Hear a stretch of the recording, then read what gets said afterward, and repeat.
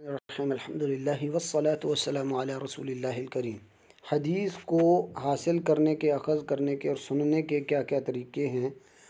اور پھر اس کو آگے ادا کرنے کے، پہنچانے کے اور آگے تبلیغ کرنے کے کیا طریقے ہیں اور کیا الفاظ ہیں، وہ اس کی طرف ہماری گفتگو چل رہی تھی۔ 3 طریقے ہم نے پڑھ لیے ہیں کہ ایک طریقہ یہ کہ شیخ حدیث کو پڑھے اور سٹوڈنٹ اس سے سنے، اس کے لیے سمعت اور حدثنا کا لفظ آتا ہے۔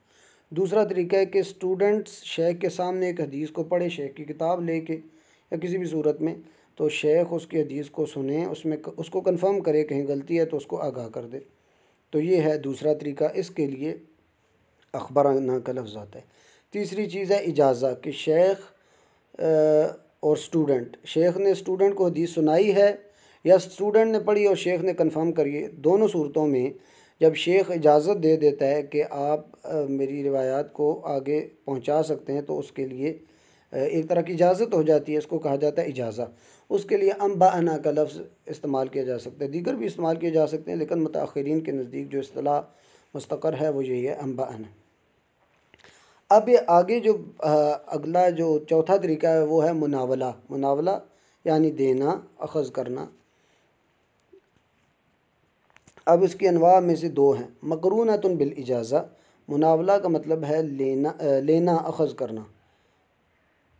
تو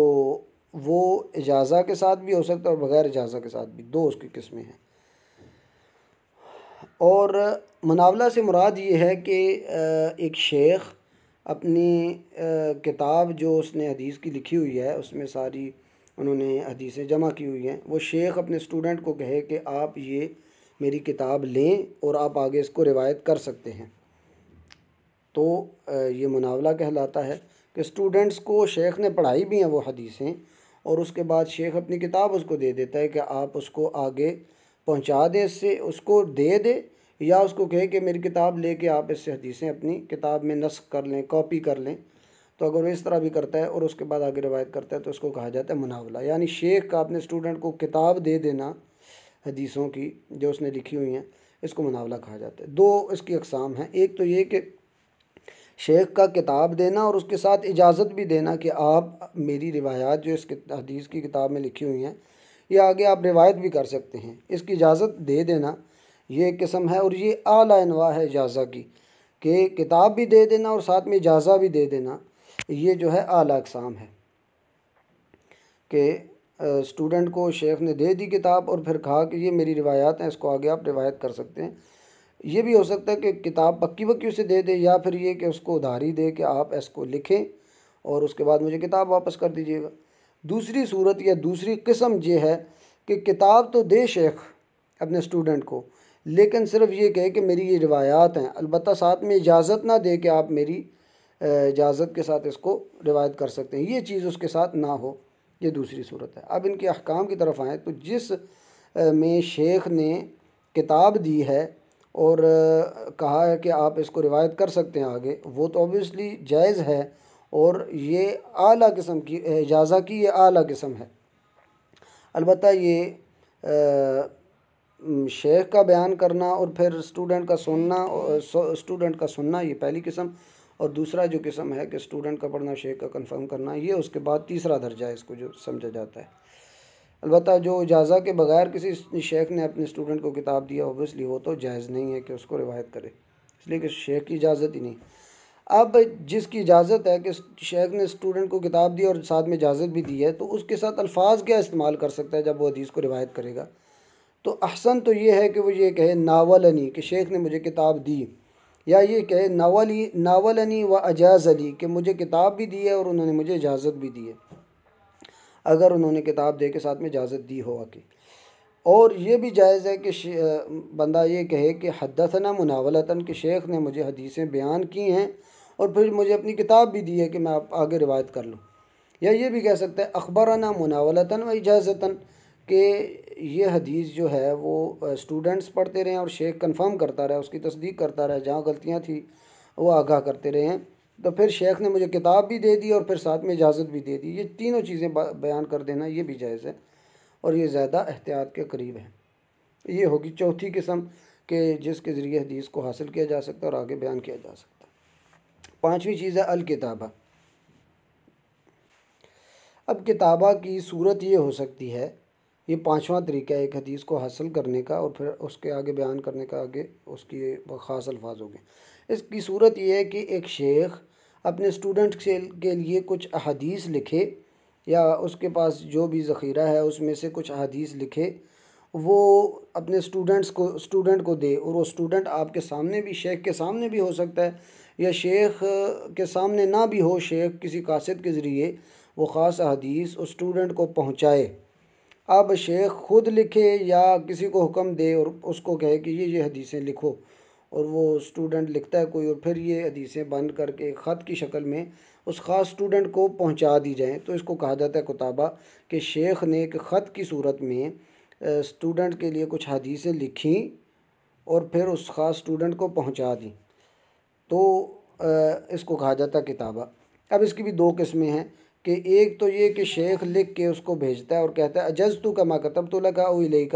کہ میں نے یہ جو خاص حدیثیں تمہارے لیے لکھ کے بھیجی ہیں، اس کی تمہیں اجازت ہے کہ آپ آگے روایت کر سکتے ہیں، یا یہ ہے کہ اجازت کے الفاظ نہ ہوں۔ دوسری قسم یہ ہے کہ مجردۃ عن الاجازہ، کہ حدیثیں تو لکھ کر بھیج دی ہیں ان کو، لیکن ساتھ میں اجازت کے الفاظ نہیں ہیں، یا اجازت کا کوئی ذکر نہیں ہے کہ آپ کو اجازہ ہے اس کا۔ تو پہلی تو یہ ہے کہ جس میں اجازہ کا نام لکھا گیا ہے، یا ساتھ میں ذکر کیا گیا کہ آپ کو اجازت ہے کہ یہ روایات جو میں آپ کی طرف بھیج رہا ہوں یہ آپ آگے روایت کر سکتے ہیں، تو یہ تو اوبیسلی اس کی روایت صحیح ہوگی، اس لیے کہ وہ اپنے شیخ کی جو رائٹنگ ہے اس کو بھی پہچانتا ہے۔ اور پھر یہ کہ اگر اجازہ کا لفظ نہیں ہے تو اس کے بارے میں کچھ اختلاف، البتہ جو صحیح قول ہے وہ یہ ہے کہ ایک شیخ اگر خاص حدیثیں خاص طالب علم کو بھیج رہا ہے، اس کا مطلب ہے کہ اس کو اجازت دے رہا ہے، تو اس کی روایات کو بھی صحیح سمجھا جائے گا۔ اب کہا جاتا ہے کہ بعض کہتے ہیں کہ آپس میں لوگوں کے رائٹنگ بھی ملتی ہے، تو اس پر شہادت ہونی چاہیے کسی کی، کیونکہ خاص قاصد جو آ رہا ہے اس بات کی شہادت دے گا تو تب اس کو مانا جائے گا، البتہ یہ قول صحیح نہیں ہے، اس لیے کہ ایک راوی جب اس کو شیخ کے کچھ حدیث آتی ہیں، خط کے طور پر آتی ہیں، تو وہ اگر ان کے خط کو پہچان لیتا ہے، ان کی رائٹنگ کو پہچان لیتا ہے، تو یہی کافی ہوتا ہے، اس لیے کہ ایک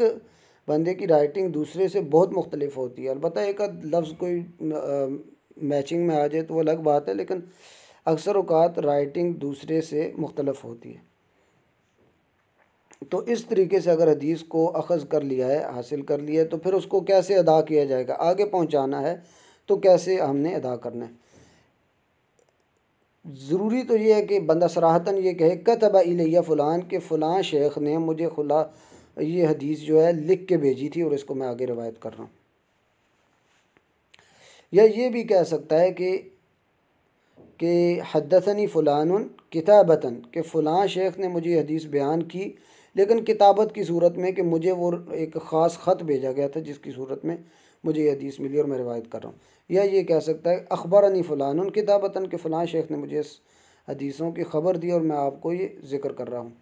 لیکن وہ ایک خاص ایک خط کی صورت میں میرے پاس آئی تھی۔ یہ ہوگی پانچویں صورت یا پانچواں طریقہ ایک حدیث کو اخذ کرنے کا، پھر اس کو بیان کرنے کا۔ چھٹا طریقہ ہے الاعلام۔ اعلام کا کیا مطلب ہے یا کیا صورت ہے اس کی؟ اعلام کی صورت یہ ہے کہ ایک شیخ کسی طالب علم کو یہ کہے یا یہ خبر دے کہ یہ خاص حدیث یا یہ خاص کتاب یہ اس کی اپنی لکھی ہوئی حدیث ہیں یا اس نے خاص اپنے شیخ سے سنی تھی، تو یہ بتا دینا اعلام ہوتا ہے کہ ایک شیخ اپنے اسٹوڈنٹ کو کہہ رہا ہے کہ یہ میری خاص حدیثیں ہیں یا یہ کتاب میں نے جو ہے جمع کی ہے حدیث کی،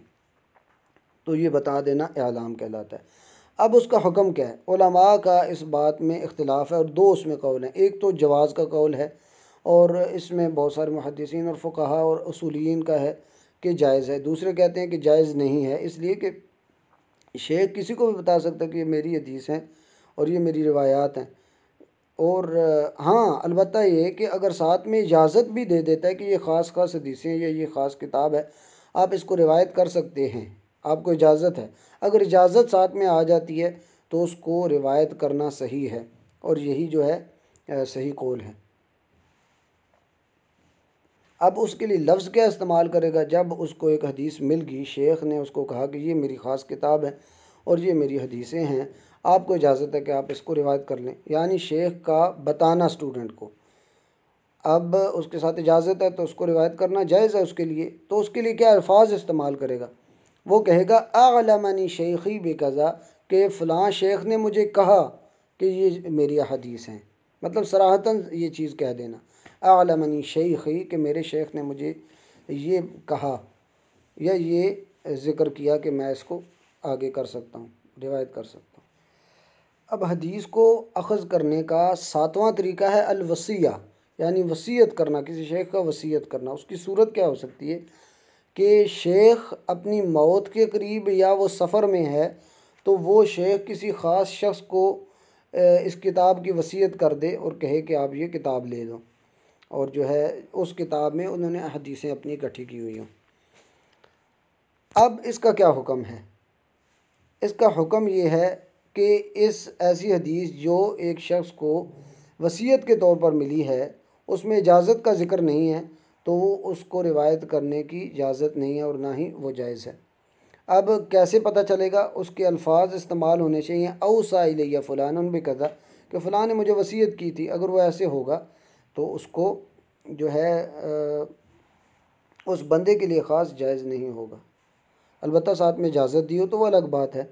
لیکن اس کے لیے لفظ کیا ہوں گے؟ اگر اس کو وصیتاً ایک کتاب ملی ہے کہ میں آپ کو وصیت کرتا ہوں کہ یہ میری آپ کتاب محفوظ رکھو، تو اس کے لیے الفاظ کیا ہوں گے؟ اوصی الیہ فلان بکذا، کہ مجھے فلاں نے وصیت کی، یا حدثنی فلان وصیتاً، کہ فلاں نے مجھے یہ حدیث بیان کی وصیت کے طور پر۔ تو یہ دو صیغے ہو سکتے ہیں جس سے پہچانا جائے گا کہ یہ حدیث وصیت کے طور پر یا وصیہ کے ذریعے سے اس کو بیان کیا گیا ہے۔ تو البتہ اگر وہ روایت کی اجازت دے دیتے ہیں تو اس کی روایت کو بھی قبول کیا جائے گا۔ آٹھواں اور آخری طریقہ ہے الوجادہ، اور وجادہ جو ہے واؤ کی کسرہ کے ساتھ ہے، اور یہ وجدہ سے ہے، کسی چیز کا ملنا، اور اس کی صورت یہ ہے، اب اس کی صورت یہ ہے کہ ایک اسٹوڈنٹ کو کسی خاص شیخ کی احادیث کی کتاب مل جائے، وہ شیخ فوت ہو گیا یا ویسے موجود ہے، بس اس کی کتاب مل جائے، اور یہ طالب علم اس خاص شیخ کی رائٹنگ کو پہچانتا ہو، اس سے حدیث نہ سنی ہوئی ہو، بے شک اس کو اجازہ بھی نہیں ملا، اس کو حدیثیں بیان کرنے کا اجازہ نہیں ہے طالب علم کا، ویسے ہی طالب علم کو کتاب مل گئی ہے اور انہوں نے اس کے شیخ کی رائٹنگ کو پہچان لیا ہے اور اس کے پاس ابھی وہ کتاب محفوظ ہے۔ اب ایسی کتاب کو یا ایسی روایت کو جو اس نے جس ذریعے سے یہ حدیث حاصل کی، اس کو وجادہ کہا جائے گا، یعنی اس کو مل گئی اچانک، شیخ نے نہ اجازت دی ہے، نہ اس اسٹوڈنٹ نے شیخ سے حدیث کو سنا ہے، بس اس کو کتاب مل گئی اور اسٹوڈنٹ نے شیخ کی رائٹنگ کو بھی پہچان لیا ہے۔ اب اس کا حکم کیا ہے؟ حکم یہ ہے کہ وجادہ ایک طرح کا منقطع حدیث کا ہے، کہ لگتا ہے ایسے کہ درمیان میں راوی گرے ہوئے ہیں، کہ پتہ ہی نہیں ہے کہ کتاب جو ہے کہاں سے آئی ہے، لیکن اس میں اتصال کی بھی صورت نظر آتی ہے۔ البتہ اس کو قبول نہیں کیا گیا، اس لیے کہ اس میں کنفرمیشن کم ہے اور احتیاط کا پہلو کم ہے۔ اب ایسے اگر ملی ہے اس کو حدیث تو وہ آگے کیسے پہنچا رہا ہے اور کیسے پتہ چل رہا ہے کہ یہ اس نے فلاں طریقے سے حاصل کیے؟ کہ ایک بندہ جس کو کتاب ملی ہے وہ کہے وجدت بخط فلان، کہ میں نے یہ حدیث فلاں شیخ کے رائٹنگ سے جو ہے اس کو پہچانا ہے کہ مجھے کتاب ملی ہے اور اس کی فلاں کی رائٹنگ تھی۔ او قرأت بخط فلان، کہ یہ حدیث میں نے فلاں شیخ کی رائٹنگ سے پڑھی ہے یا فلاں شیخ کے خط سے پڑھی ہے، اور پھر اس کا سند اور متن ذکر کرے آگے۔ تو یہ 8 وہ طریقے ہیں جس سے حدیث کو اخذ کیا جا سکتا ہے، حاصل کیا جا سکتا ہے، اور پھر اس کو خاص اس کے الفاظ ہیں جس کے ذریعے اس کو آگے پہنچا سکتا ہے۔ تو یہ 8 وہ طریقے ہیں جس کے ذریعے حدیث، یعنی پہلا کہ شیخ حدیث کو پڑھ رہا ہے اپنی کتاب سے یا حفظ سے، اسٹوڈنٹ اس کو سن رہا ہے، اس کے لیے حدثنی اور سمعتو کا لفظ آئے گا۔ پھر دوسری قسم یہ ہے کہ اسٹوڈنٹ پڑھ رہا ہے شیخ کے سامنے حدیث، اور شیخ اس کو کنفرم کر رہا ہے، کوئی غلطی ہے تو اس کو بھی بتا رہا ہے، اس کے لیے اخبرنا کا لفظ آئے گا۔ تیسری چیز ہے کہ کہ اجازہ ہونا کہ ایک خاص اسٹوڈنٹ کو ایک شیخ نے خاص اسٹوڈنٹ کو ایک خاص کتاب روایت کرنے کی اجازت دے دی ہے، جو اسٹوڈنٹ نے شیخ سے سنی ہے یا جو ہے کسی بھی صورت سے اس نے حاصل کی ہے، تو اس کے لیے لفظ آتا ہے کہ اجاز لی فلان، یا جو ہے اس کے لیے استعمال آتا ہے لفظ کے اخبرنا اجازتاً یا حدثنا اجازتاً۔ اور چوتھا طریقہ مناولہ کہ شیخ کتاب دے دے اور ساتھ میں اجازت بھی دے دے کہ آپ اس کو روایت کر سکتے ہیں، اور اگر اس نے اجازت دی ہے تو اس کو مانا جائے گا، اگر نہیں اجازت دی تو اس کو نہیں مانا جائے گا، اور اس کے لیے لفظ آتا ہے ناولنی یا اجاز علی مناولتاً۔ اسی طرح کتابتاً اس کو حدیث ملنا، پانچواں یہ قسم ہے۔ کتابتاً یہ ہے کہ خاص حدیثیں شیخ لکھ کر ایک خط کی صورت میں کسی اسٹوڈنٹ کو بھیجتا ہے، تو اگر اس میں اجازت دی گئی ہے تو تب بھی اس کا مانا جائے گا، اگر نہیں اجازت دی تو تب بھی مانا جائے گا، اس لیے کہ اس کو خاص بھیجی ہیں تو اجازت یہ ہے ایک طرح کی، اس کو خاص بھیجنے کا مطلب ہی ایک طرح کی اجازت ہے، اور اس کے لیے کتب الیہ کا لفظ استعمال ہوتا ہے، کتب الیہ یا حدثنی فلان کتابتاً۔ اسی طرح چھٹا جو ہے وہ ہے اعلام، چھٹی صورت اعلام ہے کہ شیخ اسٹوڈنٹ سے کہے کہ یہ میری حدیثیں ہیں یا میری خاص کتاب ہے، اور جو ہے اس کو آپ مطلب یہ کہ بس اتنا بتائے کہ یہ خاص حدیثیں ہیں میری اور یہ خاص کتابیں، اگر انہوں نے اجازت دی ساتھ میں تو اس کو روایت کر سکتا، اگر نہیں تو نہیں کر سکتا، اور اس کے لیے اعلمنی شیخی بقضا یہ والے الفاظ استعمال ہوتے ہیں۔ اور آخری ہے وجادہ، کہ اسٹوڈنٹ کو کسی شیخ کی کتاب ملی اور وہ اس کی رائٹنگ کو پہچان گئے، اس کے لیے وہ وجدت بخط فلان یا قرأت بخط فلان کا لفظ استعمال ہو سکتا ہے۔